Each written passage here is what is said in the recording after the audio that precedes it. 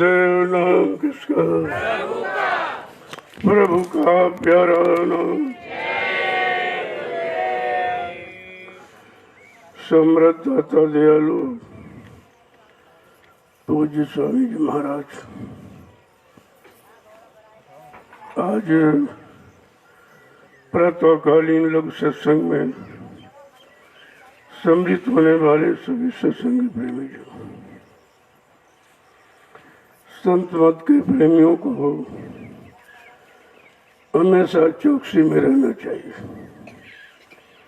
कब कहाँ कैसी मौज हो जाए, वचन मिल जाए जो तुमको काल की मार से बचाएंगे। इसलिए सत्संग वचनों की प्यास हमेशा रखनी चाहिए। सत्संग ही जीवों को बचाएगा, सत्संग जीवों को निकालेगा, सत्संग पाप पुण्य कर्मों से अलग करेगा, सत्संग जीवात्माओं को जगाएगा और घर पहुंचाएगा। सत्संग वचनों की संत मत में बहुत महत्व है, क्योंकि सत्संग के सिवा कलयुग में जीवों के लिए कोई युक्ति नहीं है कि वो अपने आप को बचा सके। काल माया का इतना विकट जाल है, उस जाल से निकलना जीव के बस की बात नहीं है। वो तो जब निकालने वाले महापुरुष आते हैं, अपना बल अपनी शक्ति ताकत देते हैं, तब जीव निकल सकता है। इसलिए उन्होंने 3 आधार रखे: सत्संग करो, सेवा करो और भजन करो। ये 3 रास्ते मन को नियंत्रण कंट्रोल करने के। जब ये बागी मन ठीक हो जाएगा, सत्संग वचनों को सुनने लगेगा, सेवा का भाव बनने लगेगा और भजन में करने लगेगा, तो ये काम सब ठीक हो जाएगा। इसलिए सत्संग तो बहुत ही आवश्यक है, बिना इसके आप कुछ कर ही नहीं सकते। क्योंकि जीवों को नहीं मालूम है कि हम कैसे फंसाए गए, कैसे आए हैं, कौन हमको निकालेगा, कौन खड़ा करेगा, कौन मेरा हाथ पकड़ के हमको घर की तरफ मुखातिब करेगा और मालिक से मिलाएगा। इसलिए वचनों की बहुत बड़ी महिमा है। ये कानों का विषय नहीं है। कान तो अच्छा बुरा सभी सुन लेते, लेकिन जब तक मन वचनों की पकड़ नहीं करेगा, वचनों को अपना आधार नहीं बनाएगा, तब तक ये बागी मन ठीक नहीं हो सकता। बड़े बड़े ऋषि मुनि, योगी महाशय सब थक गए। किसी ने इस मन को नियंत्रण कंट्रोल में नहीं कर पाया। लेकिन जब कलयुग में संत पधारे तो उन्होंने रास्ता खोल दिया कि मन को नियंत्रण कंट्रोल में करने के लिए वचन बहुत जरूरी है। जब वचनों को सुनेगा तो उसको एहसास होगा कि मैंने बहुत खराब किया है, कभी अच्छा किया ही नहीं, कभी अच्छे रास्ते पर चले ही नहीं, कभी अच्छे कर्म किए नहीं, अच्छी संग सोबत की नहीं। तब उसको एहसास होता है कि मैंने कुछ नहीं किया, अब हमें कुछ करना चाहिए। उसी में आपको दया मिल जाएगी। दया भी ऐसे नहीं मिलती है। दया का मतलब याद का उल्टा दया, दया का उल्टा याद है। जब वचनों को याद करोगे कि वचन क्यों फरमाए गए, समय पर हमको क्यों सुनाए गए, हमको किस तरह मोड़ने के लिए कहा जा रहा, जब ये सब जानकारी आप कर लोगे तो धीरे धीरे ये तो बड़ा आसान हो जाएगा। कलयुग में संतों ने बहुत आसान कर दिया। वैसे तो किसी युग में था नहीं, जीवात्माओं को निकलने का रास्ता किसी युग में नहीं था। जब ये कलयुग में आए तो उन्होंने सर्वप्रथम रास्ता ही खोल दिया कि अब तो बहुत दिन हो गए, बहुत युग काल समय निकल गया, जीवात्माओं को फंसे अब इनको अपने घर जाना चाहिए। तब उन्होंने ये दया फरमाई और रास्ता खोल दिया और सबके लिए सुलभ कर दिया। इसमें कोई स्त्री पुरुष की बात नहीं है, कोई बूढ़े जवान पढ़े लिखे अनपढ़ की बात नहीं, कोई धनी माने गरीब की बात नहीं, छोटे बड़े की बात नहीं। अगर मानव तन में जिसमें जीवात्मा है वो अपने घर जा सकते हैं और सबको भजन करने का अधिकार है। पहले युगों में स्त्रियों को कोई अधिकार नहीं था। उनके पुरुष सहकारी सदाचारी ब्रह्मचारी होते थे, बस वो उनकी सेवा करती थी, उसमें आधा मिल जाता था। शरीर से जो किया गया उसमें तो आधा मिलेगा, लेकिन जीवात्मा से करो वो अलग अलग है और सबका अपना अपना होता है। तो स्त्रियों के लिए केवल इसी कलयुग में अधिकार मिला। पहले ऐसा विधान नहीं था। विधान ये था कि स्त्री स्त्री तन में जाएगी, चाहे पशुओं में हो, चाहे पक्षियों में हो, कीड़े मकोड़ों में हो, केवल स्त्री तन में ही रहेगी। लेकिन संतों ने कितनी बढ़िया दया की और सब खत्म कर दिया है। कहते नहीं, चाहे स्त्री तन हो चाहे पुरुष तन हो, तन से मतलब नहीं है, जीवात्मा से मतलब। जीवात्मा स्त्री में और पुरुषों में समान है, इसलिए सबको कलयुग में परमात्मा से मिलने का अधिकार है, अपनी योनि बदलने का अधिकार है। कितना बड़ा अधिकार संत महापुरुषों ने दिया, लेकिन आप उस पर गौर नहीं करते हो, तुम ध्यान ही नहीं देते हो। मैं बराबर 8 साल से आपको जगा रहा था और ये कह रहा था आगे का समय बहुत खराब है। जो लोग सत्संग में आए हैं इनमें से तमाम शरीर छोड़ के चले जाएंगे, आगे का सत्संग नहीं मिल सकेगा। तो लोग समझते थे भाषण दे रहे हैं। मैं तो पहले कहता मैं कोई भाषण प्रवचन नहीं करता हूँ, मैं तो आगे आने वाले समय की जानकारी देता हूँ कि इतना खराब समय होगा कि लोगों को घरों से निकलना मुश्किल हो जाएगा, सब एकदम घर में कैद हो जाएंगे।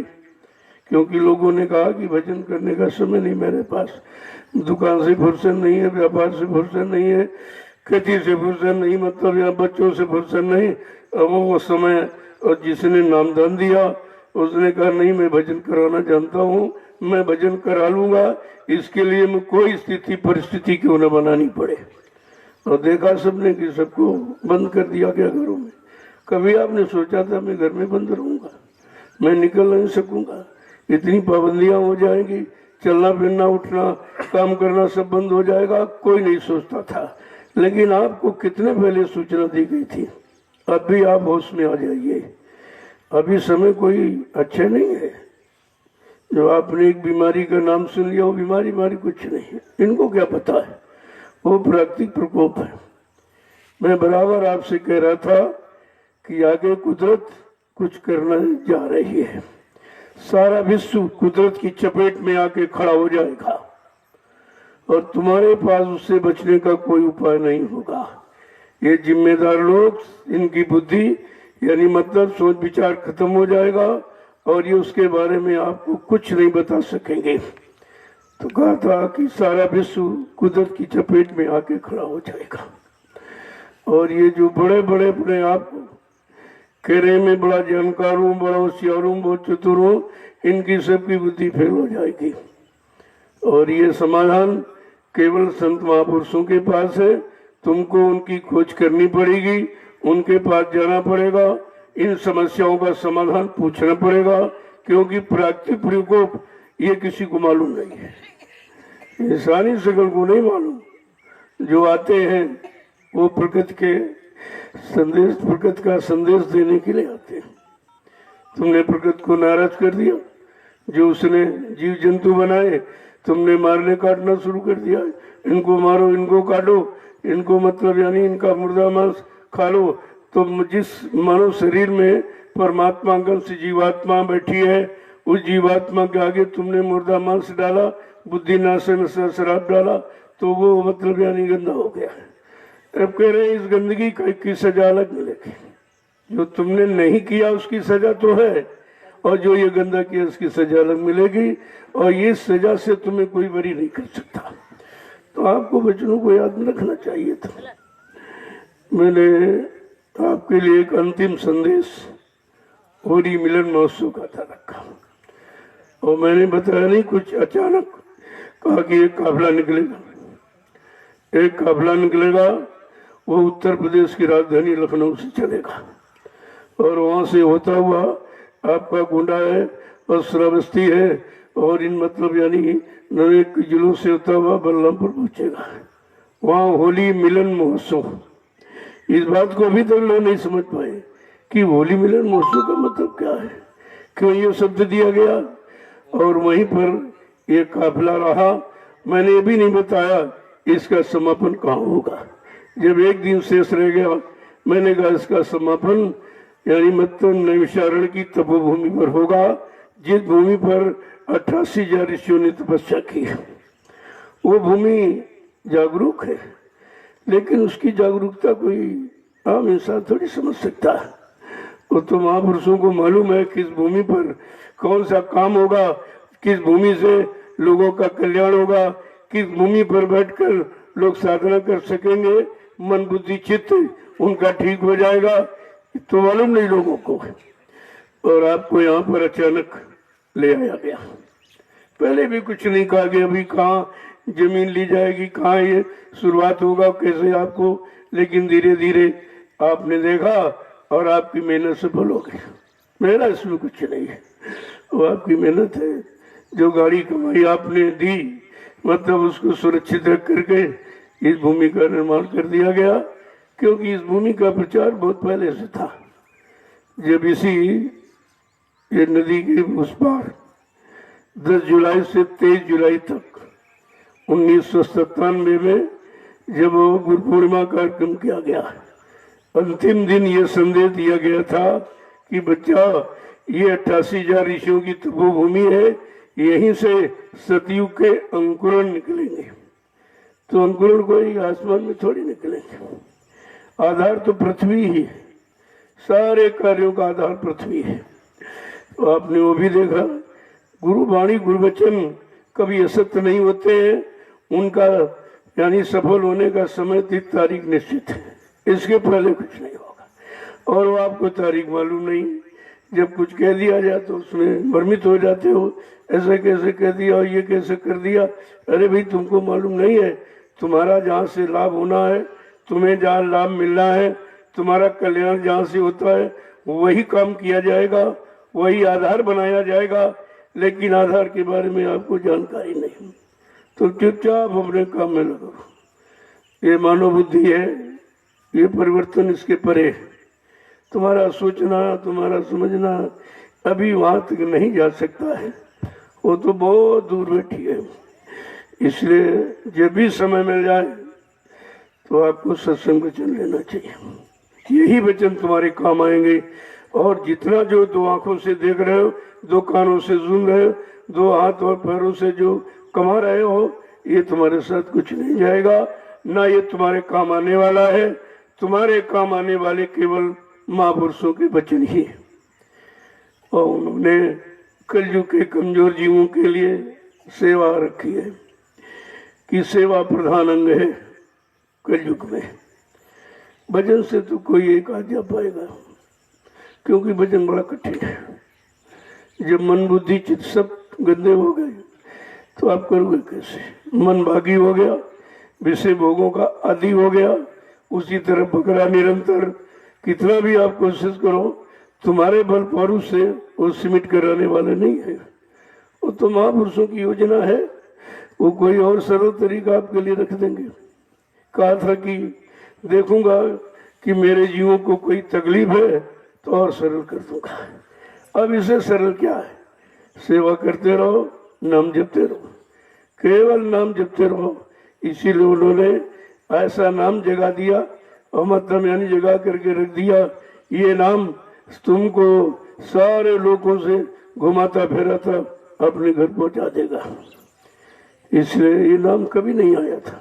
जब से सृष्टि बनी है, किसी ने जय गुरुदेव नाम का प्रचार नहीं किया है, किसी ने प्रभु नाम की कोई व्याख्या नहीं की है, कोई बारे में बताया नहीं है। हमारा पिछला इतिहास सब बता रहा कि सतयुग में लोगों को बचाने के लिए हरि नाम जगाया गया, वो योगियों ने जगाया था। त्रेता में जीवों को बचाने के लिए राम नाम जगाया गया, वो ऋषियों ने जगाया था।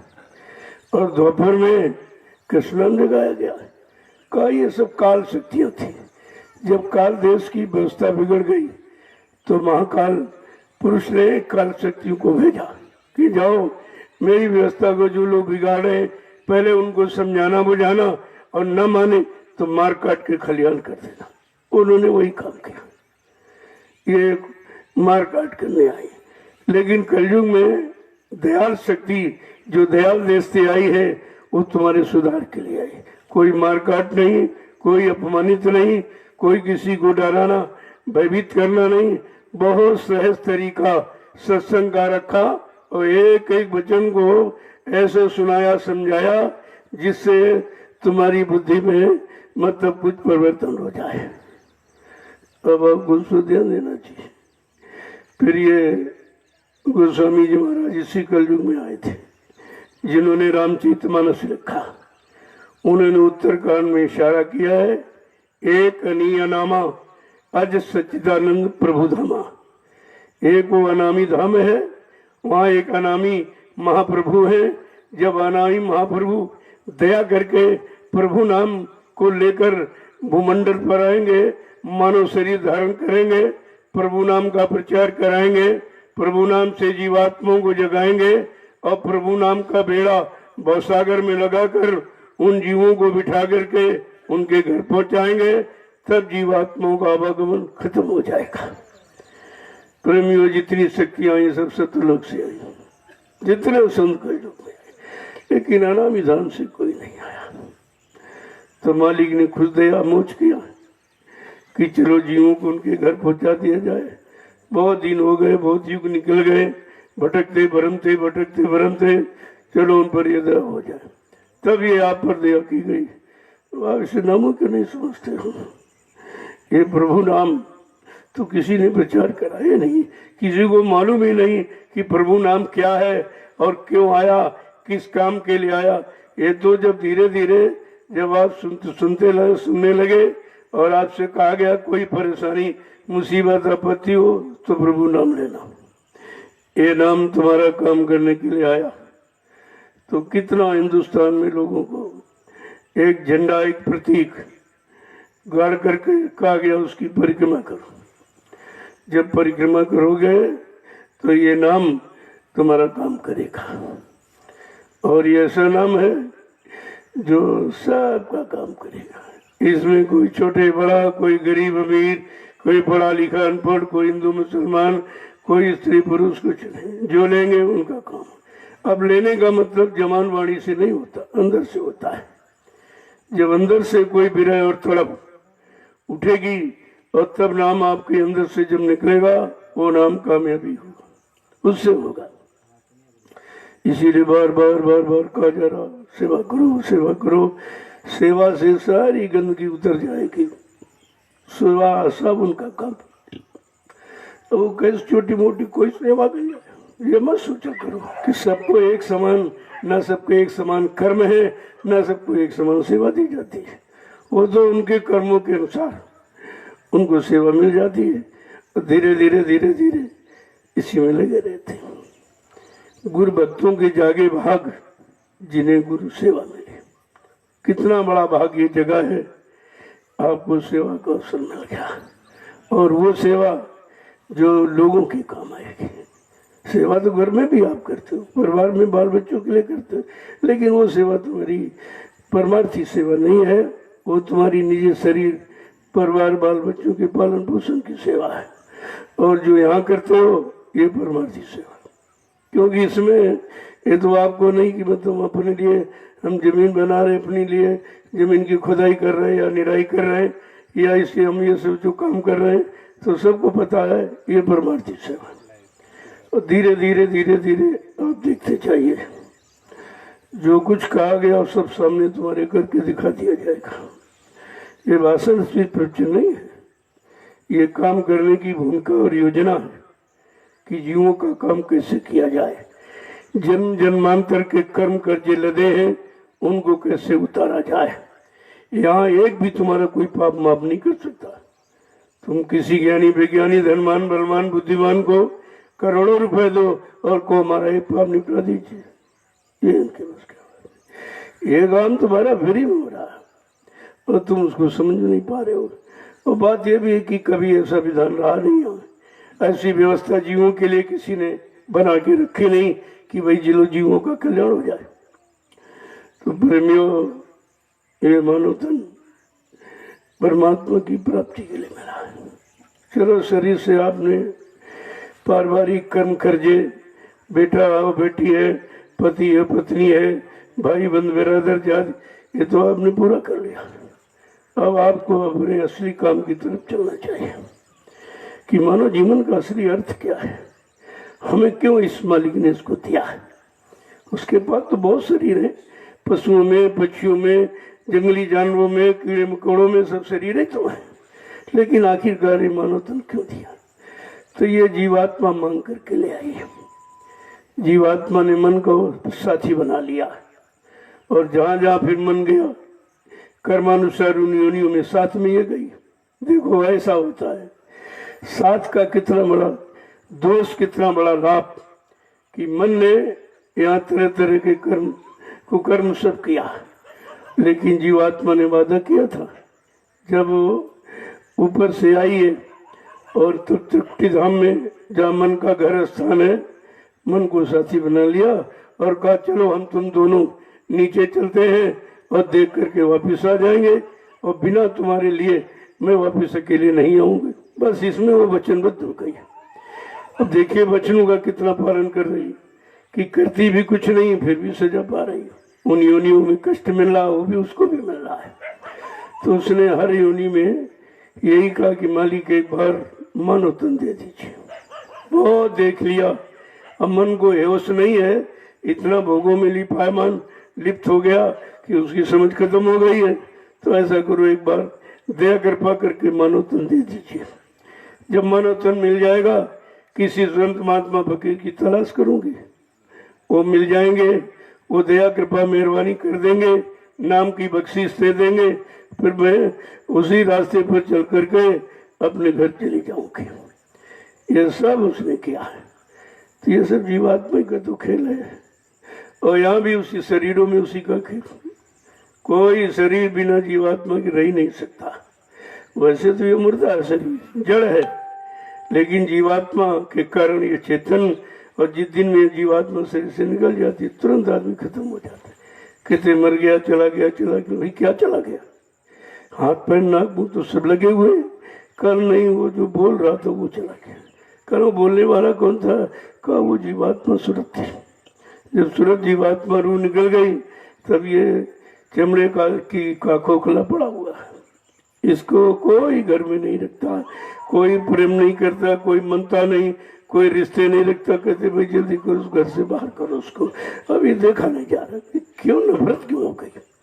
प्रेम आपको शरीर से नहीं था, प्रेम जीवात्मा से था। जीवात्मा निकल जाने के बाद शरीर वैसा रहता, फिर आप क्यों नफरत करते हो? आज तक लोगों ने यही नहीं समझ पाया कि हमारा संबंध शरीर से है कि शरीर को चेतन का रूप देने वाली जीवात्मा से। बड़े बड़े ज्ञानी ध्यानी सब फेल हो गए, कभी इस पर विचार ही नहीं किया कि ये खेल जीवात्मा का है।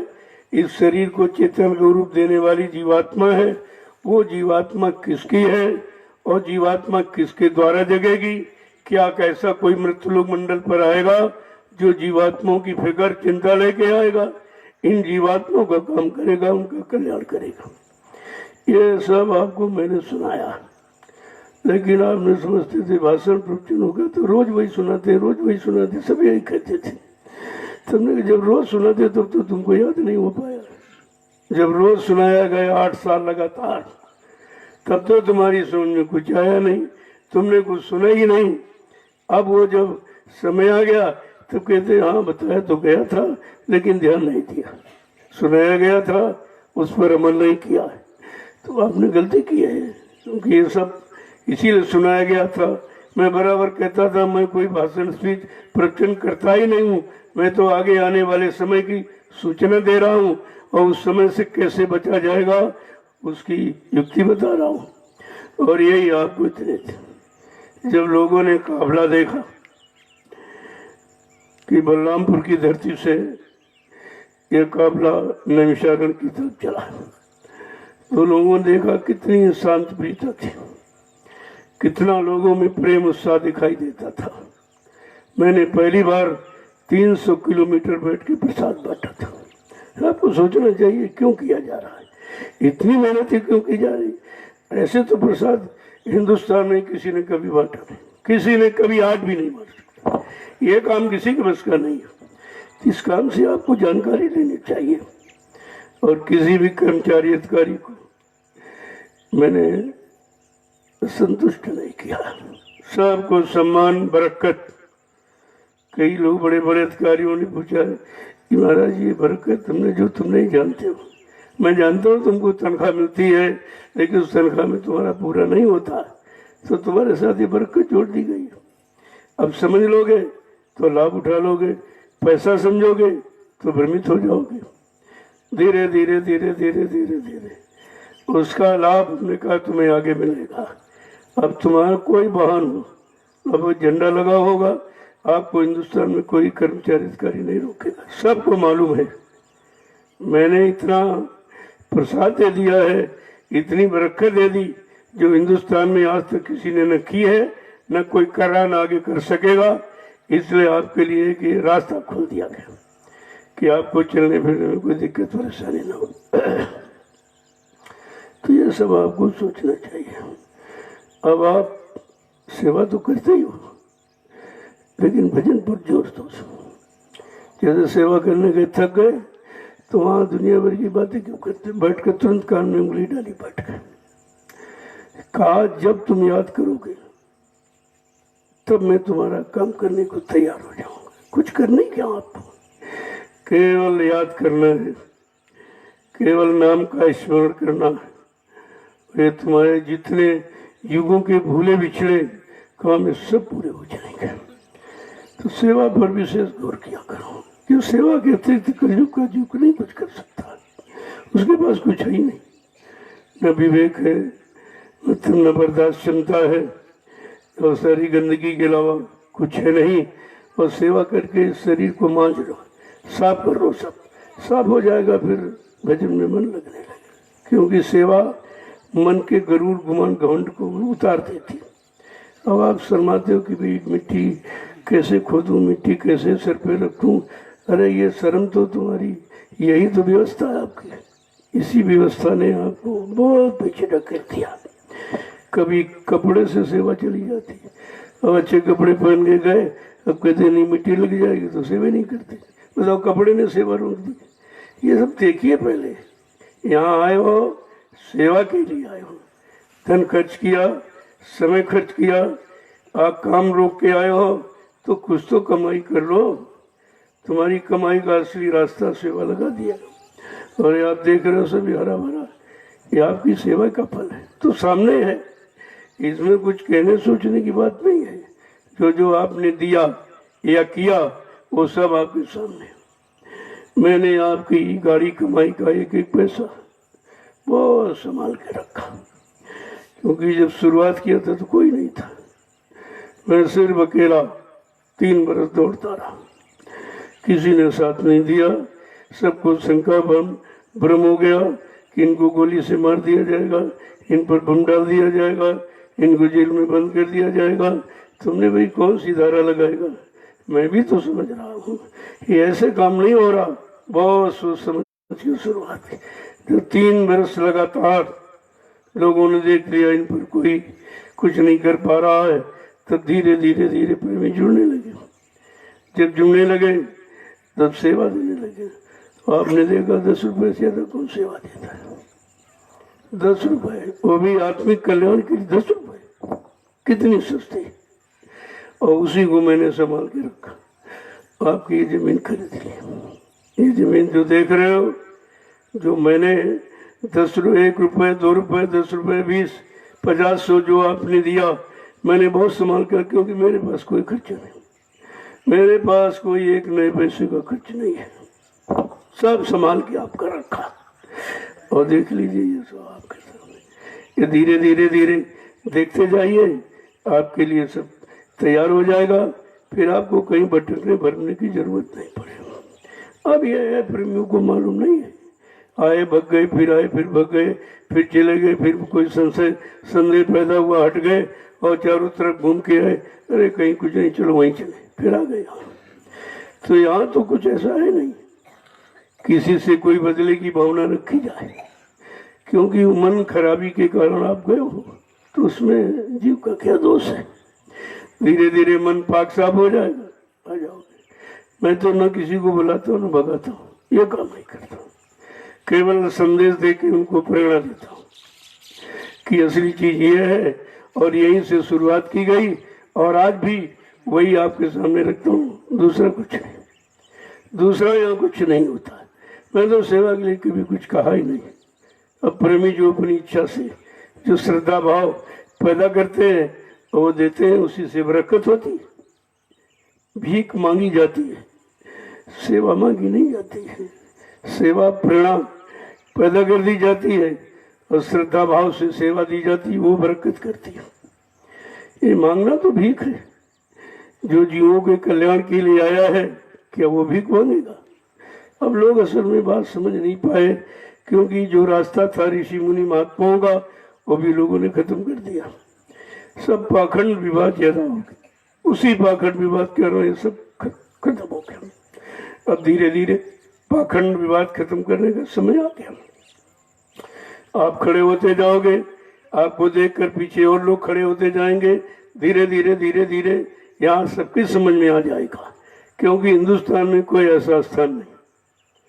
आप बराबर सुन रहे हो, देख रहे हो कि 5 आदमी नहीं मंदिर में जा सकते। मंदिर में ताला, मस्जिद में ताला, धर्मस्लोक ताला, लेकिन तुम्हारे यहाँ कोई ताला नहीं। यहाँ कोई ताला नहीं। क्यों? यहाँ प्योर परमार्थ का काम हो रहा और सबको इस बात का पता चला। 5 आदमी नहीं जा सकते, यहाँ तो 200 आदमी रहे बराबर बने हुए। उन जीवों का कितना बड़ा भाग्य जो यहाँ बराबर 3 महीने रहे हैं और सेवा किया है।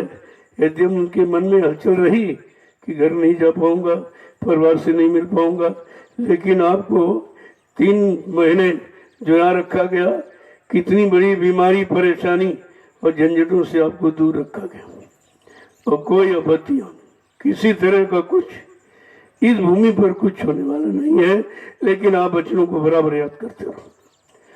जय गुरुदेव, जय गुरुदेव, जय गुरुदेव, जय गुरुदेव। नाम किसका? जय गुरुदेव। नाम किसका? जय गुरुदेव। नाम किसका? प्रभु का प्यारा नाम। अब आप लोग खड़े हो जाते। जब जितनी देर खड़े होने में लगाते हो, बस परिवर्तन में उतनी देर। अगर तुम संभल के खड़े हो जाओ तो परिवर्तन तो 1 सेकेंड भी नहीं लगेगा। जब मैंने ये बात बताता था तब कह रहे थे ये कब होगा, और देखा कि जरा सा एक वचन इधर उधर हुआ और कुदरत ने ऐसा तमाचा मारा कि सबकी एकल ठिकाने हो गई। इतनी जल्दी काम लोगों ने देखा कि भाई ये कैसे हो गया। ये घरों में रुकना, घरों में गिरना, दुकानें बंद करना, सड़कें बंद करना, यातायात बंद करना, क्या कभी सोचा था किसी ने? चाहे प्रधानमंत्री मरे चाहे राष्ट्रपति, लेकिन ट्रेन कभी बंद नहीं हुई। ये भी हो गया। देखो, ये भी देखिए आप, ये परिवर्तन की लहर है जिसको अब भी लोग नहीं सोच पा रहे। वो अपनी मानव बुद्धि से इस परिवर्तन को समझना चाहते हैं, इसको रोकना चाहते हैं। हमने कहा तुम्हारी मानव बुद्धि के परे है, ना तुम सोच सकते हो, न कर सकते हो, न विश्वास ही कर सकते हो। कुदरत ऐसा परिवर्तन करने जा रही है, क्योंकि आपने संत महापुरुषों की बात नहीं मानी है और तुमको उनके पास जाना पड़ेगा।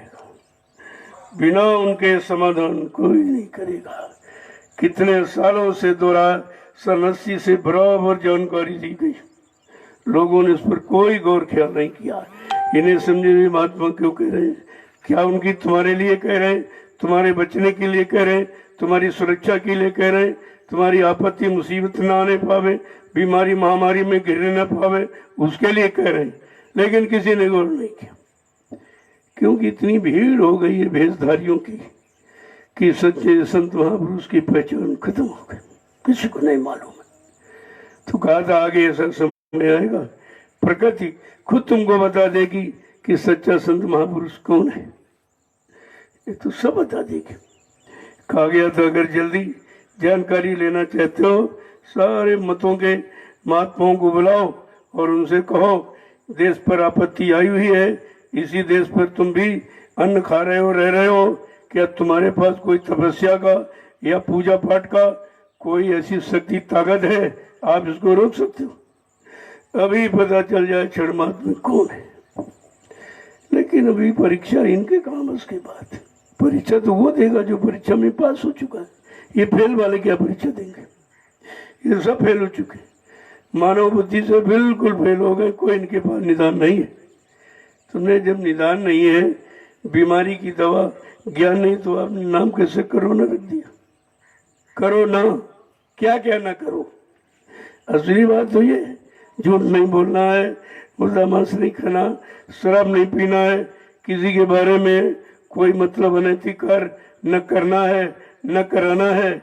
ये कोरोना कह रहा है ये न करो, ये न करो, ये न करो, ये न करो, तो करो के बारे में सोच ही नहीं पा रहे और वो उसकी दवा की तलाश में। अरे मैंने प्राकृतिक प्रकोप की कोई दवा होती है?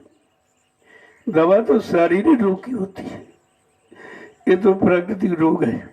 और अभी क्या कहा था, अगर तुमने मुर्दा मांस खाना बंद न किया, बुद्धि नाशक नशा शराब का पीना बंद न किया, तो कुदरत ने ऐसी जानलेवा बीमारी बना के तैयारी की है कि 1 मिनट में कितने गांव शहर कस्बे साफ हो जाएंगे।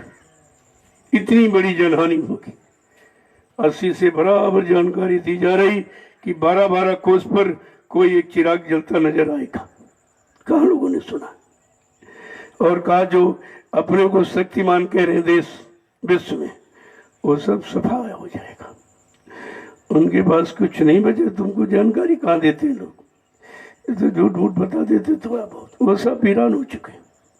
और धीरे धीरे अगर हिंदुस्तान के लोगों ने न माना और शाकाहारी न हुए, तो कहा कि कुदरत यहाँ भी अपना काम शुरू कर दी। वो तो महात्माओं का बरदस्त आपके सिर पर, आपको निरंतर वचनों से दया आपके पास भेजी जा रही, सत्संग के माध्यम द्वारा सेवा करा करके सुमरन ध्यान भजन में लगाकर वो दया भेजी जा रही है, इसलिए तुम्हारा बचाव हो रहा। तो इस बात को समझते नहीं। जय गुरुदेव, जोर से बोलो ये नाम नहीं इंसान का, ये प्रभु का नाम। भगवान परमात्मा केवल सीमित है व्यवस्था तक, यहाँ की ये सामाजिक पारिवारिक व्यवस्था तक सीमित है भगवान परमात्मा। अरे लेकिन ये प्रभु नाम है, ये इधर भी काम करेगा उधर भी काम करेगा। यहाँ व्यवस्था में आपके परिवर्तन करेगा, जिससे सुख शांति परिवार समाज में रहे और बैठ के आप भजन कर सको, सच्चाई ईमानदारी से काम कर सको, शाकाहारी रह सको। ये इधर भी आपका काम करेगा और उधर पाक साफ निर्मल करके जीवात्माओं को घर पहुंचाएगा। ये सब आपको ध्यान में रखना चाहिए। जय गुरुदेव, जय गुरुदेव, जय गुरुदेव, जय गुरुदेव। नाम किसका? जय गुरुदेव। नाम किसका? जय गुरुदेव। नाम किसका? प्रभु का प्यारा नाम। जोर से बोलो, सब मिल बोलो, बोलना होगा, अभी से बोलो। दुख दर्द हरेंगे, सब कष्ट हरेंगे, सुख शांति भी देंगे, सबके दाता, सबके मालिक। प्रेम से बोलो, ये नाम ये काम करेगा। जितने नाम आए वो किसी नाम ने ये वादा नहीं किया कि हम तुम्हारी जीवात्मा को जलाएंगे, तुम्हारे पाप कर्मों में हम आगे दिलाएंगे, तुम्हारे मन बुद्धि चित्त को सत्संग वचनों सेवा से साफ करेंगे, ये सृष्टि पर जितने नाम आए किसी ने ये वादा नहीं किया। तो लोगों को तो समझना चाहिए इस बात को। जब समझ लेंगे तो समझ में सब आ जाएगा। इसलिए अब आप अपनी अपनी सेवा में चलो। मैं भी आऊँगा वहाँ। सेवा जहाँ देखो एक ही जगह नहीं, सब अलग अलग, ताकि सबको सेवा मिल जाए। इतने लोग एक जगह पहुँच जाओगे तो आधे खड़े ही रहेंगे, कहाँ सेवा मिल पाएगी। तो मैंने कहा तो भाई रात शाम को योजना बनाओ और सुबह सबको बता दो। बगैर योजना के तो हम मन को नहीं लगा पाओगे। धीरे धीरे जो भी सेवा मिल जाए और कोई सेवा न हो तो बैठ के भजन करो। यहाँ काम बगैर बेकार मत रहो, एक मिनट भी बेकार मत करो, क्योंकि जब समय मिलता नहीं है और ये मिल गया तो इसका प्रयोग कीजिए। आप ये थोड़ी इधर उधर घूम रहे टहल रहे, ये तो जिंदगी बहुत आपने किया जीवन में। सब इधर घूमना उधर फिरना ये करना, अब ये सब फेरा लगाना बंद कर दीजिए। केवल नाम का फेरा, नाम की माला, वो भी श्वासों पर अंकित कर। फिर माला घुमाने की जरूरत नहीं, आँख कान बंद करने की जरूरत नहीं है, क्योंकि ये सब अंदर का विषय है। अंदर के विषय में मन कैसे लगेगा, इसलिए बाहर में कवायद बता दी। माला घुमाओ, आँख बंद करो, कान बंद करो, ये विषय उससे संबंधित नहीं। तो शरीर की क्रिया आप करें, क्योंकि शरीर में मन बुद्धि चित्त बैठा, शरीर में जीवात्मा भी बैठी है, इसलिए आपसे कराया जा रहा। वैसे इसका कोई मतलब नहीं। जैसे जैसे मन लग जाएगा फिर मतलब यानी उसका काम शुरू हो जाए। नाम रूप दो ही सुपाधि, ये नाम रूप भी कुछ नहीं उधर रहेगा, वो तो निखाली से बिल्कुल प्रकाश, प्रकाश ही प्रकाश है। मतलब यानी साउंड, आवाज ही आवाज, उधर नाम रूप कुछ नहीं। अब चूंकि नाम रूप से मन का संबंध है, मन नाम रूप को पकड़ा बहुत दिनों से, इसलिए महापुरुषों ने वो छुड़ाने के लिए पकड़ा दिया। वो छोड़ो, ये पकड़ो, जब इसको पकड़ लोगे तब ये तो अंदर की तरफ ले जाएगा आपको। और वो जितना बाहर पकड़ा बाहर रह गया, शरीर भी छूट गया, आप खत्म हो गए, लेकिन काम कुछ नहीं हुआ, क्योंकि वो काम तो अंदर से होगा। अंदर में मन बुद्धि चित्त, अंदर में जीवात्मा बैठी, तुम ये सब बाहर में जो करते हो सब पाखंडित हुए, इससे कुछ मिलने वाला नहीं। और अगर न किसी को मिला आज तक, अब तो जानकारी लोगों को दे दी गई है कि मंदिर बंद, मस्जिद बंद, गिरजा गुरुद्वारे सब बंद। अगर कोई देवी देवता होता तो बंद रहता, ताले लगाने देता तो पता चल गया यहाँ कुछ नहीं। अब भी ना जानकारी आंख ने खोली तो बातें करें। इससे बड़ा प्रमाण यह भी कुदरत का नजारा है कि उसने तुम्हारे सब बंद कर दिए। यहाँ कुछ नहीं है, जो कुछ है सब मनुष्य मंदिर में रखा हुआ। इस बात को स्पष्ट करने के लिए, इस बात की जानकारी देने के लिए देखो कुदरत ने कैसा चमत्कार किया। मंदिर बंद, मस्जिद बंद, गिरजा गुरुद्वारे सब बंद। अगर इनमें कोई होता तो कुछ जरूर कर देता कि हमको बंद किए हो, हम तुम्हारा ये नुकसान कर देंगे, ये आपको मतलब कर देंगे। अरे भाई, जड़ करेगा कि चेतन करेगा? और जड़ में अगर चेतन फंस गया तो सबसे बड़ी अज्ञानता। अरे जड़े करे चेतन, जो जड़ को चेतन बना दे वो है असली चीज। ये सब जड़ में फंसे पड़े थे। देखो कुदरत ने ये भी एक नज़ारा दिखाया कि देख जड़ में कुछ नहीं, न मंदिर में, न मस्जिद में, न गिरजाघर, न गुरुद्वारा, न पत्थर, न कागज, न पानी, इनमें कुछ नहीं है। जो कुछ मिलेगा मनुष्य मंदिर में मिलेगा। जब मनुष्य मंदिर के जानकार संत महात्मा फकीर मिल जाएंगे और जानकारी दे देंगे, तेरा काम क्षण मात्र में हो जाएगा। ये भी लोगों को पता चल गया कहीं कुछ नहीं। कहाँ चली गई देवी, कहाँ देवता चले? अरे वो तो देवलोक में बैठे। जब मैं बताता तो कह रहे थे पता नहीं क्या क्या कहते हैं, क्योंकि ये सब फंसे थे, यहाँ पड़े थे। जड़ता की ममता, धोखा हो गया। अब वो धोखे को प्रकृति ने खत्म कर दिया कि यहाँ कुछ नहीं, कोई देवी नहीं, कोई देवता नहीं, वो सब देवलोक में बैठे ऊपर। वो ऊपर उनका लोक है, यहाँ नहीं तो मृत्यु लोक है। ऊपर बैठे हुए संत महापुरुष तुम्हारी जीवात्मा का जगाने का काम करेंगे और जो रास्ता दे देंगे। जब जीवात्मा इस मनुष्य मंदिर से, इस नाके से निकलकर ऊपर की तरफ बढ़ेगी तो अपने देवलोक में पहुंचेगी। वहाँ देवी देवताओं का बिल्कुल सच्चा साक्षात्कार। इसके बाद ऊपर बढ़ेगी तो ब्रह्मलोक में पहुंचेगी। ब्रह्मा जी का दर्शन कराएगी, फिर शिवलोक में भगवान शिव का भद्रा में दर्शन कराएगी, फिर इसके बाद विष्णु लोक में विष्णु भगवान का दर्शन, फिर आगे लेकर जाए, देखो ये राम का साकेत लोग है और ये राम यहाँ बैठे, उनका दर्शन, फिर ऊपर ले जाएगी, कहा ये गोलोक कृष्ण भगवान का ये निवास है, देखो वे बैठे हुए, सबका दर्शन, फिर कहेगी आगे ब्रह्म और पार ब्रह्म और महाकाल पुरुष, ये सब को दिखाती दर्शाती आगे बढ़ेगी सत्यलोक में। अब सत्यलोक तक ही उन लोगों की पहुंच थी। अब सत्यलोक से लेकर अगम तक वो एक ही उसका पूरा क्षेत्र है इतना। सत्यलोक वाला अलग अगम जा सकता है अगर कोई जानकार महापुरुष मिल गया तो, नहीं सत्यलोक से संत आते जाते रहते, वहां तक भी आवागमन है, जहां से आना जाना बंद न हो वो सब आवागमन ही है। तो कहा कि आवागमन कहाँ से खत्म होगा, कहा अनामी धाम से। जब अनामी धाम जीवात्माओं को पहुंचाने वाला कोई महापुरुष आएगा और कैसे किस नाम से ले जाएगा, कहा वो प्रभु नाम से ले जाएगा। ये सब लोगों को जानकारी मिली, लेकिन आप सुनते इस कान से निकाल देते।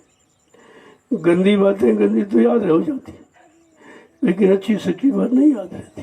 क्यों? गंदगी पकड़ने का स्वभाव मन का है। ये गंदगी हाँ जितनी काल माया ने बनाई सारी गंदगी में लिपटा रहा, कितने युग निकल गए। अब वो गंदगी इतनी जल्दी थोड़ी चली जाएगी, लेकिन करत करत अभ्यास के जड़ मत में सजा। अगर जो बता दिया गया उस रास्ते पर निरंतर चलते रहो, मन का गुनामन खत्म करो, क्योंकि मन फिर तुमको पीछे लौट के ले आएगा, आगे बढ़ने में सहयोग नहीं करेगा। जब चलते रहते प्रेमी धीरे धीरे सबका रास्ता मजबूत होने लगा। धीरे धीरे जानकारी उनको मिल गई कि भाई सच्चा रास्ता कौन है और असली कौन झूठा कौन है। तो ये सब आपको बता दिया गया। जय गुरुदेव, जय गुरुदेव।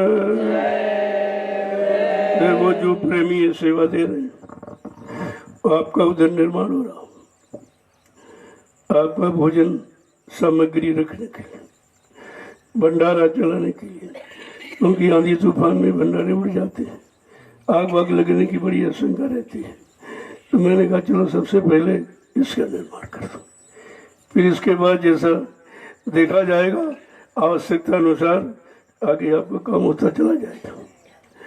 लेकिन आप हमेशा सेवा का अंदर में रखो, तो कुछ नहीं तो शरीर की सेवा करो, इसकी भी जरूरत है। ऐसा नहीं कि तो धन से हो जाएगा, अगर लोग नहीं तो धन क्या करेगा।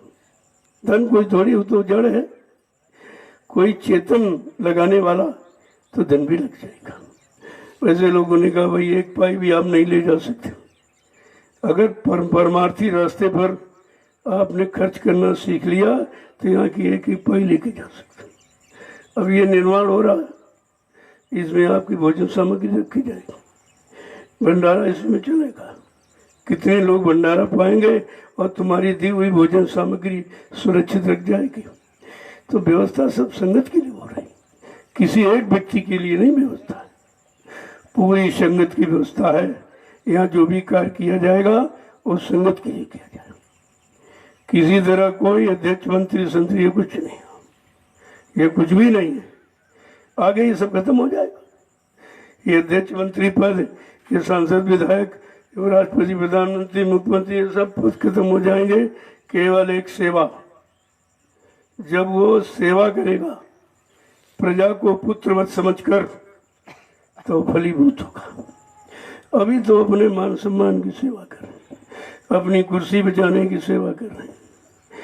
इनके पास कोई सेवा वेवा कुछ नहीं है, ये तो अपने लिए, अब कहते हैं प्रजा के लिए। अब इनको यह मालूम नहीं है कि कितना बड़ा तुमको अधिकार मिला है। जासु यानी कहा कि जासु राज प्रजा दुखारी सो न पवस नरक अधिकारी। ये सब नरक अधिकारी हो गए। प्रजा रो रही, चिल्ला रही है, मुसीबत आपत्ति में फंस रही, निकलने का रास्ता नहीं है। ये सब नरक के गामी हो गए।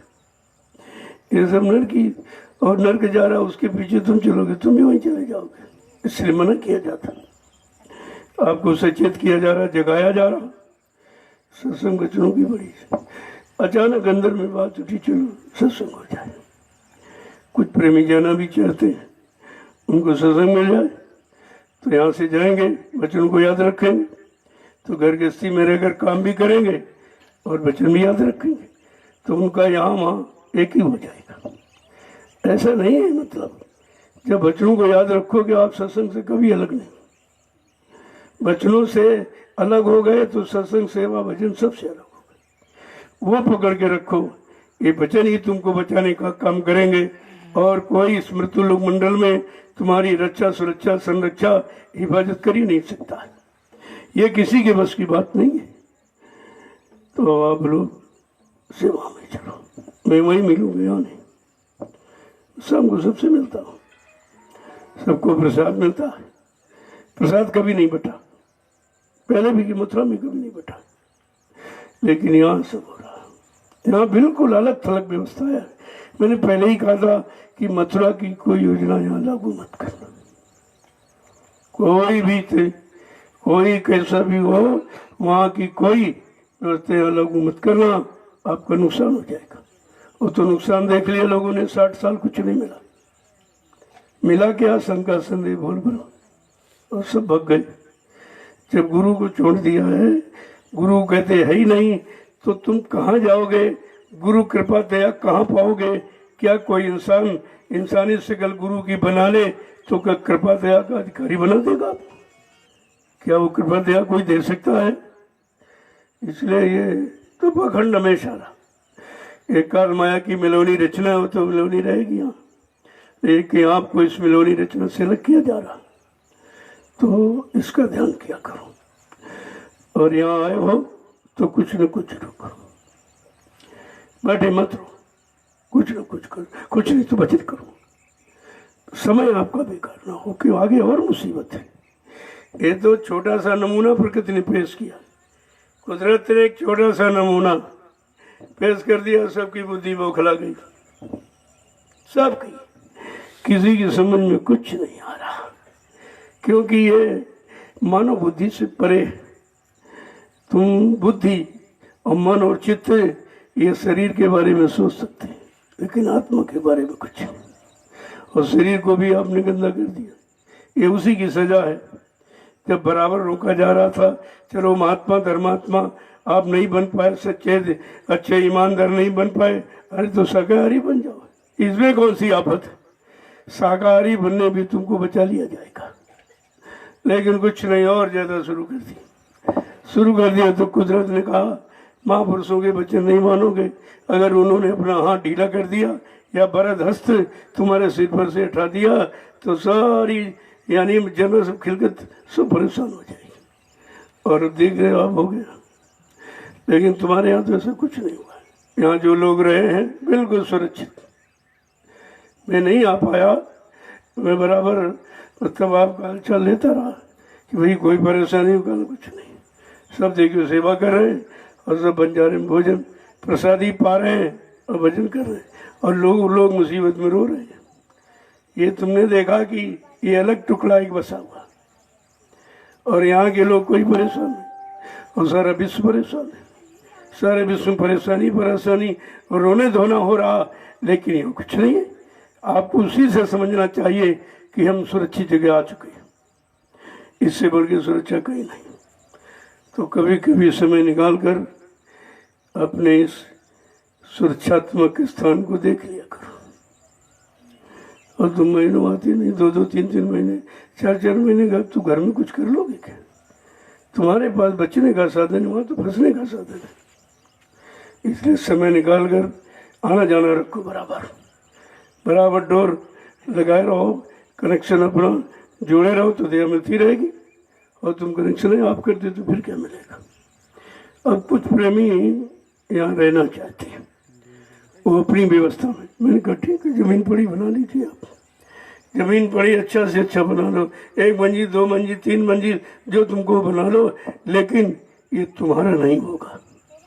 यानी कहने का मतलब तुम्हारे बाद तुम्हारे बच्चे रहे, नाती पोते रहे, लेकिन इस कोई बेच नहीं सकता।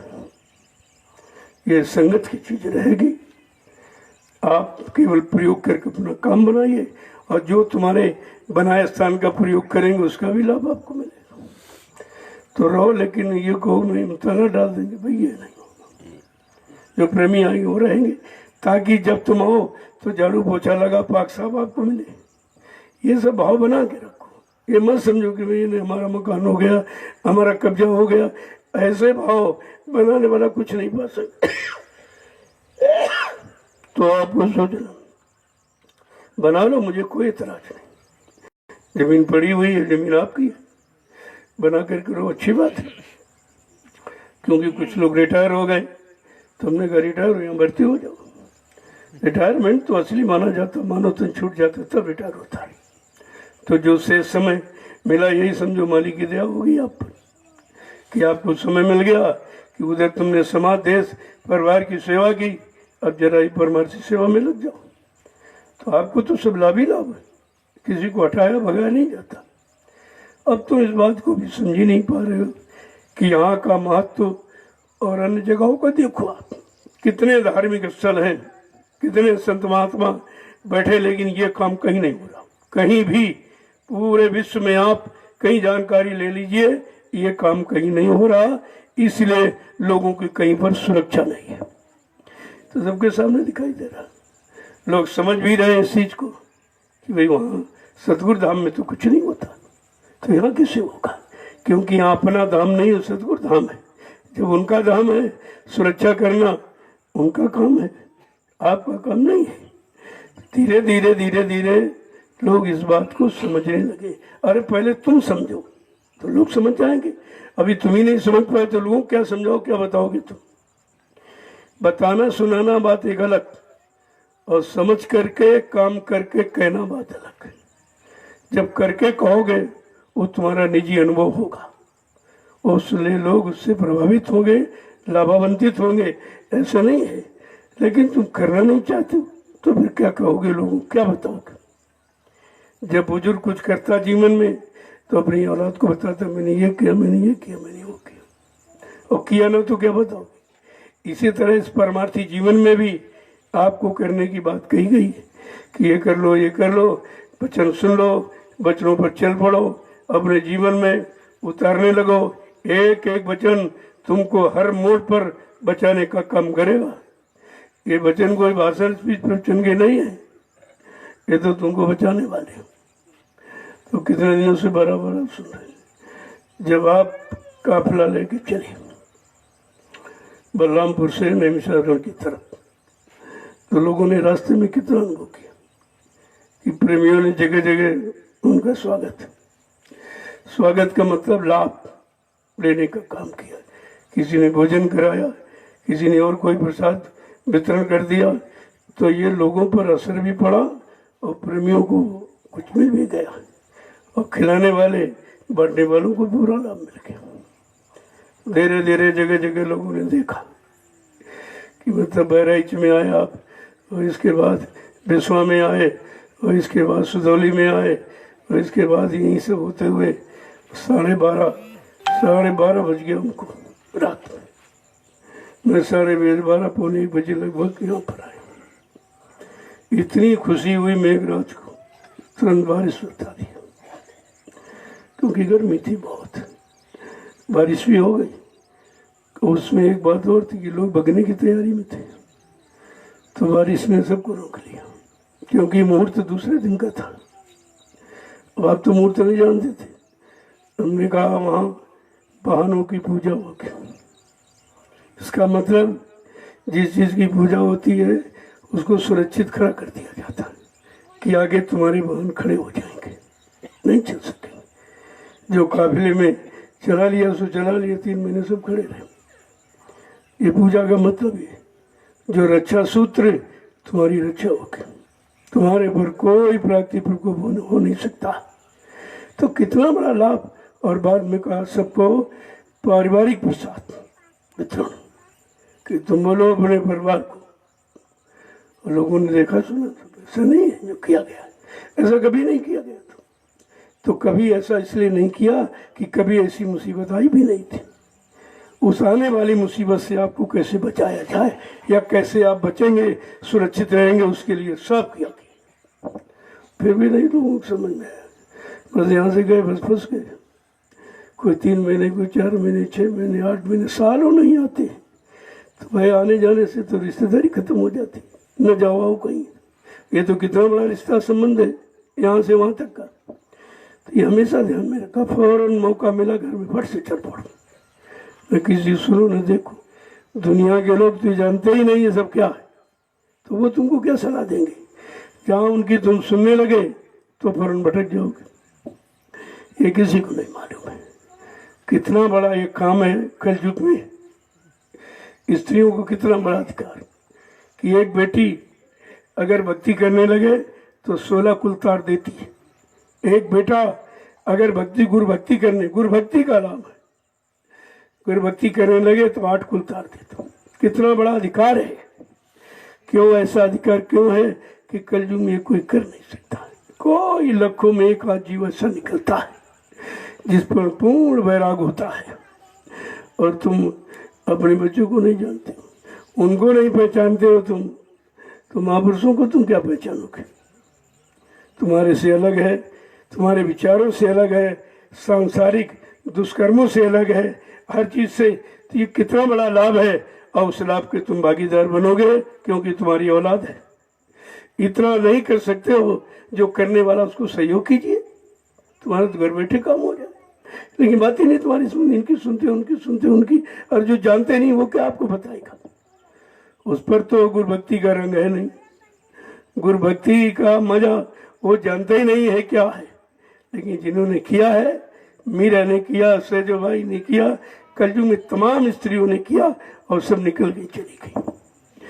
लेकिन तुम्हारे पास कोई पहचान नहीं, तुम अपनी नहीं पहचान कर पा रहे हो कि हम क्या कर रहे हैं, इस कर्म का कितना बड़ा बुरा परिणाम होगा। तुम ये भी नहीं जानते हो तो दूसरों को क्या तुम जानो। ये महात्मा कोई न कोई प्रमाण देती है। तो एक बेटा और एक बाप दोनों घर से चले।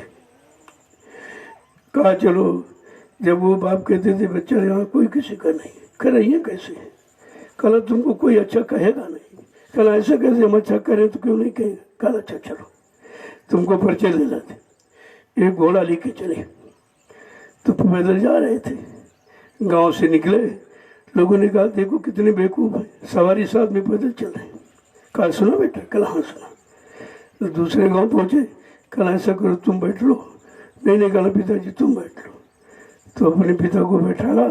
तो गाँव वाले क्या कहते, देखो बुढ़ा यानी सवारी बैठा बच्चों को पैदल चला रहा। कल सुना बच्चा, कल हाँ सुना। कब तीसरे गांव पहुंचे तब कहा कि तुम बैठ लो बेटा। अब बच्चा बैठ गया, कह रहे देखो जवान होकर के अपना सवारी चल रहा, बुढ़े को पैदल चला रहा। कल सुना बेटे, कल हाँ सुना। जब चौथे गांव पहुंचे, कल ऐसा करो दोनों लोग बैठ लो। जब दोनों लोग बैठ लिए तो गांव वाले कहते कैसे हत्यारे हैं, दोनों सवार है, मारे डाले घोड़े को। कहा बच्चा ये संसार है, तुमको कभी अच्छा नहीं करेगा। जब करोगे तब बाधाएं डालेगा, जब बंद कर दोगे तब कहेगा बस हो गई गुरु भक्ति। वो भी ये कहेंगे। इसलिए कहना ना बोलना कुछ ताले जुआ पर रखना, चुटकी का खेल अब की चुटकी बजा दिखाना। आपको तो यह काम करना है। दुनिया से तो दुनियादारी चली जाए, दुनिया खत्म हो जाए। इस दुनिया में रहो लेकिन दुनियादारी अपने अंदर ना आने दो। वो सच्चा सूरवीर बहादुर है वो। क्योंकि काल माया के देश में तो रहना तो ही पड़ेगा और यही अपना काम करना है। और काम कर लो तो वही बुद्धिमान है कि ऐसी स्थित परिस्थितियों में, ऐसे काल माया के विकट जाल में रहकर भी वो निकल गया। ये कितनी बड़ी बात है। लेकिन तुम्हारी समझने को थी, क्योंकि ये तो आंखें दुनिया को देखती, दुनियादारों को देखती, लेकिन दुनियादारी के कर्मों को वो बिल्कुल नहीं देख पा रही। तो इसलिए रहो जैसे नाव के बिना, पानी के बिना नाव नहीं चल सकती, सत्य है। लेकिन अगर स्थिति उलट जाए, पानी नाव में चला जाए तो डूब जाएगी। इसी तरह दुनिया में रहो लेकिन दुनियादारी ना आने दो और निकल जाओ, तुम्हारा काम हो जाएगा। अब तुमको हम दुनिया को खुश कर ले तो इस काल माया के देश में जीवों को कोई खुशी नहीं कर पाया, क्योंकि अनंत आवश्यकताएं की पूर्ति कौन करेगा। इसलिए अपनी तरफ देखो, अपने काम की तरफ।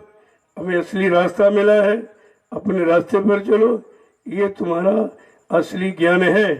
अगर ये नहीं है तो अज्ञान ही है सब, उधर कोई ज्ञान है ही नहीं। ज्ञान जो तुमको सबसे निकाल दे, ज्ञान तो उसको कहते हैं। जय गुरुदेव, जय गुरुदेव, जय गुरुदेव, जय गुरुदेव, जय गुरुदेव। नाम किसका? प्रभु का, जय गुरुदेव। नाम किसका? प्रभु का, जय गुरुदेव। नाम किसका? प्रभु का, प्रभु का प्यारा नाम। जय गुरुदेव। अब लोग अपनी बड़ी सेवा चलो, भंडार वाले प्रसाद बनाकर वहीं पहुंचाओ जहाँ लोग काम करते हैं। यहाँ नहीं किसी को देना, वहीं पहुंचाइए, तो उससे उनको सेवा मिलती रहेगी, भोजन मिल जाएगी। वो नहीं जाएंगे, सेवा से वंचित हो गए और लाद लिया। इनको नहीं मालूम यहाँ तो लाखों लोगों का अनाज आया हुआ, आप किसी का अदा नहीं कर सकते। इसलिए सेवा प्रधान रखी गई। जो लोग अन्न दे रहे नहीं आ रहे, उनका अन्न खा के उनका भी काम तुम्हारे में से हो जाएगा। जो पैसा दे रहे, सारी से सेवा नहीं कर पा रहे, उनको भी इससे लाभ मिल जाएगा। इसलिए ऐसा विधान रखा गया कि लाभ सबको मिलेगा। अब इसे समझ पाए लोग तब तो अब आप अपनी बड़ी सेवा में चलो। मैं आपसे मिलने आऊँगा समय निकाल कर, क्योंकि यहाँ भी बहुत काम अंदर में रहते हैं। ये सब बन रहा है, इसकी जानकारी मतलब यानी ये सब बैठा थोड़ी रहता हूँ, तो काम ही होता रहता है। सब काम, सब व्यवस्थाएं आपके लिए हो रही हैं और आप देखते जाइए। लेकिन ये है, इसमें अपनी मनमानी करने की जरूरत है, क्योंकि यहाँ जो भी बनाया जाएगा उसमें जीवों के कर्म उतारे जाते हैं। जब बनाया गया उसमें लोगों ने सेवा के कर्म उतर गए। अगर ये बिगाड़ दिया जाए, कुछ बिगाड़ने के कर्म, तो तुम बनाओ, बिगाड़ मत देखो। तुम देखो कि हमारे कर्म कैसे कटे। जब मथुरा में वो समाधि मंदिर बनाया गया, पहले बहुत मजबूत बना था, कहा नहीं नहीं बच्चा इसको तोड़ दीजिए। अब सब संगम में पड़ गए, इतना मजबूत बना है, पता नहीं क्यों कह दिया तोड़ो तोड़ो तोड़ो तोड़ो। तो सब मतलब यानी चिंता करने लगे। अरे तुम्हारा विषय आदेश पालन का, तुम्हारा विषय बनाओ बिगाड़ का नहीं है। तो सत्संग में जब लोगों से कहा गया कि भाई उन लोग, जिन लोगों ने इसको बनाया उनके कर्म कट गए, और जो लोग बिगाड़ रहे हैं इनके भी कर्म कट रहे हैं। यहाँ कर्म काटने की योजना है, बनाओ बिगाड़ कुछ नहीं। और जो बन जाएगा आगे आने वाले लोगों को लाभ मिलेगा, और उसका लाभ आपको मिलेगा, क्योंकि आपकी शरीर की सेवा, समय की सेवा, धन की सेवा, सब कुछ, अन्य की सेवा, सब कुछ लगी। ऐसे थोड़ी ये बन गया है। तो आपको ये देखना चाहिए, सोचना चाहिए कि हमारी सेवाओं का कितने यानी बेहद बृहद तरीके से प्रयोग हो रहा, और कितना बड़ा कर्म काटने की योजना है ये सब ध्यान में रखिए। अब आप चलिए अपनी बड़ी सेवा में। जय गुरुदेव। ये 88,000 ऋषियों की तपोभूमि है, उस पर बड़ा शोध करके ये योजना को लागू किया गया। जिन्होंने हजारों वर्ष तपस्या की बेचारे चले गए, क्यों उस समय संत नहीं थे, नामदान नहीं था, उनका भी कल्याण हो जाएगा। ये बहुत बड़ा काम छोटा मोटा नहीं है, कितना बड़ा काम। अरे भाई और तमाम भूमि पड़ी थी, वहीं पर क्यों, यहाँ क्यों किया गया? जहाँ से जो काम होना है, जहाँ से जो लाभ मिलना है, उसी जगह को चुनाव किया जाता। यहाँ से सब लाभ ही लाभ है, किसी तरह का कोई नुकसान नहीं है। जब बच्चों को भूल जाओगे तो तुम्हारा नुकसान हो जाता है। फिर कहते हमारा ये हो गया वो हो गया। भाई क्यों भूल गए? अपनी जगह पर खड़े रहते, बच्चों को पकड़े रहते तो कुछ नहीं होता, कुछ भी नहीं होता। और जो लोग ऐसा कर रहे हैं वो लाभ उठा रहे, तो सबको तो जानकारी मिल रही है, ऐसा नहीं है। अब आप अपनी अपनी सेवा में जाओ। सेवाओं का ये मतलब योजना जो है वो शाम को बनाया करो, ताकि सुबह किसी का समय खराब ना हो। समय मिलेगा, देखूंगा कोई प्रेरणा हो रही ऊपर से सत्संग मिल जाएगा आपको। मैं तो बताया नहीं था कल आपको, अचानक ये सब अचानक ही कार्य होते हैं, ये यथा बता के नहीं होते, ताकि ये देखा जाए तुम लोग सचेत हमेशा हो कि नहीं हो। हमेशा सचेत रहना चाहिए, कब कैसा कहाँ आदेश हो जाए, कब कैसा कहाँ तुमको लाभ दिला दिया जाए, ये हमेशा इसकी तैयारी में रहना चाहिए आपको। इसीलिए सुबह आपको 4 बजे जगा दिया जाता कि भजन वजन करोगे, कुछ थोड़ी सी मजाई सफाई अंदर में हो जाएगी, धीरे धीरे धीरे धीरे ये वचनों की जगह बन जाएगी, तो वचन टिकने लगेंगे, फिर वचन आपका काम करने लगेंगे। इस बात को बराबर ध्यान में रखा करो। तो यहाँ आए हो तो कुछ न कुछ जरूर करो, बैठे नहीं रहना है, कुछ न कुछ करो। वो करो जिससे अपना भी लाभ हो, दूसरों को भी लाभ। ऐसा नहीं करते तो सभी हैं, कुछ अपने स्वार्थ में बने, हमारा नाम हो जाए हमारा। अरे भाई नाम की बात क्यों, तुम काम की बात सोचो। नाम हम तो हो ही रहा पूरे हिंदुस्तान में, सतगुरु धाम की जानकारी सबको हो गई, तो नाम तो आपका जा ही रहा है। अब धीरे धीरे काम कर लो तो अंदर वाला भी काम होने लगे, दोनों काम हो जाएगा, इधर का भी हो जाएगा उधर का भी। इधर ये मकान बना दिए जाए तो मतलब यानी लोगों का इधर का काम सेवा का, और इसके बाद भजन कर दो तो उधर का काम। ये ऐसा स्थान है, ये काम कहीं नहीं हो रहा, कहीं सेवा नहीं, कहीं सत्संग नहीं, कहीं भजन नहीं, सब अपने अपने मतलब यानी सब अपने लाभ की बात। अब धीरे धीरे लोग प्रसारण करने लगे कि हिंदुस्तान में एक महात्मा ऐसा जो झोपड़ी में रहता है, बाकी सब एसी में, कूलर में, पंखों में, महलों में, मतलब यानी, लेकिन एक महात्मा ऐसा हिंदुस्तान जो झोपड़ी में रहता है। तो जानकारी तो तुम्हारी जा ही रही, सबको मिल रही है। अब सब इस बात को तुम नहीं समझ रहे, लेकिन बाहर जो ये सब भेजते हैं बाहर, ये सब देखते हैं। अब लोग यही देख रहे हैं, कुछ नहीं देखते, क्योंकि वो तो उनका सब देख लिया, कुछ हुआ ही नहीं, कह रहे सब झूठ है।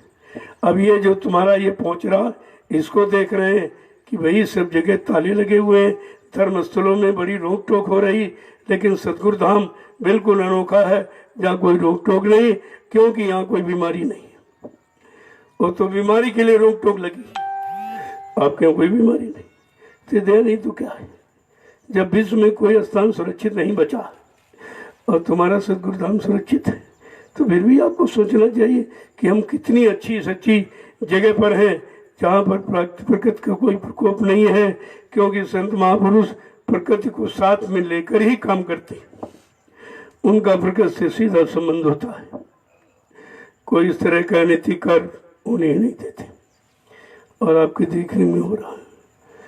जय गुरुदेव, जय गुरुदेव। जिनकी इच्छा जाने की है तो वो जा सकते, उन्हें आदेश हो गया, लेकिन इस तरह मत जाओ जो कभी लौट के ना हो, फिर कोई लाभ नहीं मिलेगा। आने जाने का बिल्कुल रास्ता खुला रखो। चलो यहाँ से गए, कोई खेती का काम, दुकान दफ्तर का काम किया, और जरा सा मौका मिला तो फट से फिर आ गए, क्योंकि जहाँ तुम जा रहे हो वहाँ कोई सुरक्षा नहीं, तुम्हारी सुरक्षा की कोई व्यवस्था वहाँ नहीं है। इसलिए आदेशानुसार जब कार्य करोगे तो वहाँ लाभ मिलेगा आपको, लेकिन आदेश ये नहीं दिया जाता कि जा करके बिल्कुल फंस जाओ, फिर कभी देर मोह ही ना करो, ऐसा नहीं। तो इसको बराबर ध्यान में रखें। आना जाना बंद नहीं है, लेकिन ऐसा मत जाओ कि जो कभी लौट के ना हो, फिर क्या लाभ मिलेगा। तमाम चले गए, ऐसे भटक गए, इधर गए उधर गए, और मतलब यानी अब धीरे धीरे वो बेचारे एहसास कर रहे हैं कि समय भी खराब कर दिया, मिला भी कुछ नहीं, अब वहाँ कैसे जाऊँ, तो शर्म लग रही है। तो यहाँ तो ऐसा कुछ नहीं कहा जाता, चलो भूल भटक है, फिर लौट के वापिस आ जाओगे। भाई जाओगे कहाँ, कोई जगह ऐसी नहीं जहाँ पर लोग सुरक्षित रह सके। अभी क्या आप देखते जाइए, अभी तो एक ही आई, प्रकृति ने एक छोटा सा चुटकुला भेज दिया, उसी में सब बौखला गए, सारा विश्व बौखला गया। अभी तो पीछे बहुत रखे वो कि अगर नहीं माने शाकाहारी न बने, ऐसे बिन हरि भजन खगेसा, मिटे न जीवन केर कलेसा। कला जिंदगी में आने वाले जितने भी कष्ट मुसीबत आपत्ति वो भजन से जाएंगे, और भजन कहीं नहीं। पूजा का तो देख लिया, कुछ नहीं मिला, जहाँ पूजा करते वो भी जगह बंद कर दी, ताले लगा दिए गए। तुम्हारा पत्थर वाला भगवान, पत्थर वाली देवी सब ताले में बंद है, कुछ नहीं हो रहा, कुछ भी नहीं। अरे कोई शक्ति ताकत तो चेतन में ताकत होती कि जड़ में ताकत होती? जिंदे में ताकत कि मुर्दे में? अभी तक यही नहीं समझ पाए, यही नहीं समझ पाए। गोस्वामी जी महाराज को रामचरितमानस लिखकर ये बताना पड़ा, लेकिन उसकी बात सुनते कौन है? वो भी नहीं, सब मनोरंजन बता रहे, कोई नहीं समझ। उन्होंने कहा भाई ये रास्ता बंद क्यों किया जा रहा? हरित भूम संकुल और समझ परत नहीं पंथ और जिम पाखंड विवाद से लुप्त भय सतग्रंथ। सच्चे ग्रंथ जीवात्मा के कल्याण वाले लुप्त गए क्योंकि पाखंड विवाद बढ़ गया। जैसे बरसात में जब हरी हरी घास निकल आती है तो पगडंडी जो 60 मार्ग हैं वो अवरुद्ध हो जाती है। ठीक इसी तरह कल पाखंड विवाद बढ़ने के कारण मैं इनको लुप्त कर रहा हूँ। हाँ, कोई प्रेमी जानकार जिज्ञासु होगा उसको बता दिया जाएगा, सबसे तो लुप्त ही है। अब ये 550 वर्ष के बाद ये मौका दिया गया। चलो बेचारे अज्ञानी नादान है, नहीं जान पाते, चलो उनको जना दो, तो मेरा सब खोल दिया गया। जय गुरुदेव, जय गुरुदेव। चलो सब लोग सेवा में चलो।